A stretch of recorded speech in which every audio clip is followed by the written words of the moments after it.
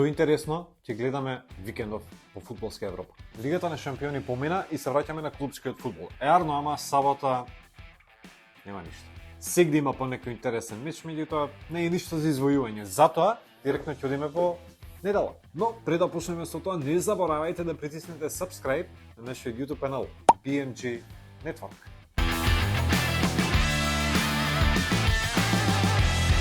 Ќе почнеме со Премиер лигата и големото лондонско дерби.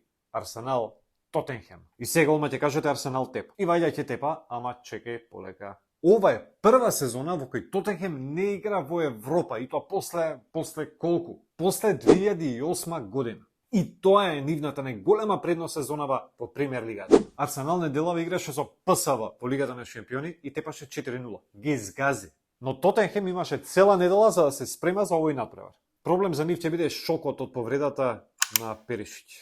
Крватот ги скина легаментите и за него сезоната е завршена.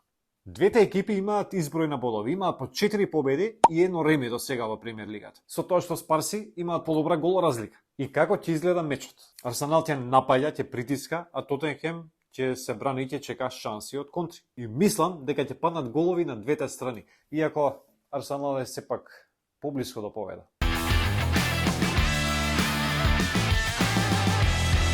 За недела се решив за уште еден надпревар од Премиер лигата. Не е некој големо дерби, ама ќе биде доста интересен надпревар. Ливерпул Вестхем. Дечки, Вестхем сезонава може да биде најголемото изненадување во Англија. Чеканите од Лондон има одличен трансфер период и создадоа тим за респект. Ги задржаа најдобрите, а ги донесоа Джеймс Вард-Проус од Саутемптон и сега имаат топ средина заедно со Соучек, Алварес и Пакет.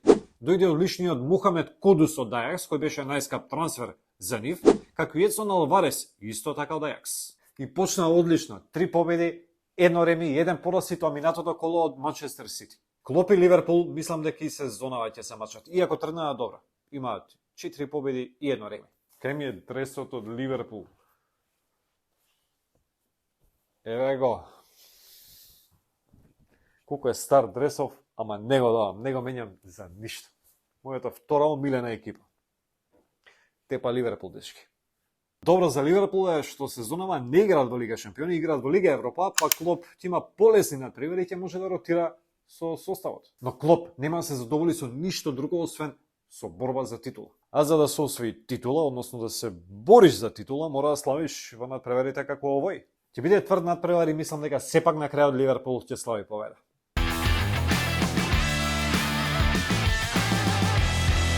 Одиме понатаму. Атлетико Мадрид, Реал Мадрид. Не. Најсладкото ќе го чуваме за крај. Пред тоа одиме во Франција, во Париз, каде се игра дербито Парис Сен-Жермен, Олимпик Марсеј. Ако некој може да го сопре ПСЖ во Франција, тоа е секако Олимпик Марсеј. Може ли? Многу тешко. Марсеј создаде одличен тим, но повторно сезонава тешко победува. Има само 2 победи на првите 5 надпревари, иако има и 3 ремија, значи нема пораз. И пак е пред Парис Сен-Жермен на табелата.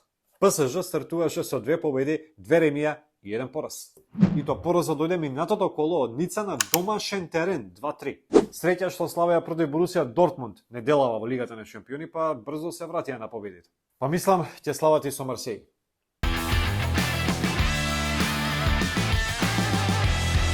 И конечно, дербито на викендот. Дербито за Мадрид. Во Ла Лига.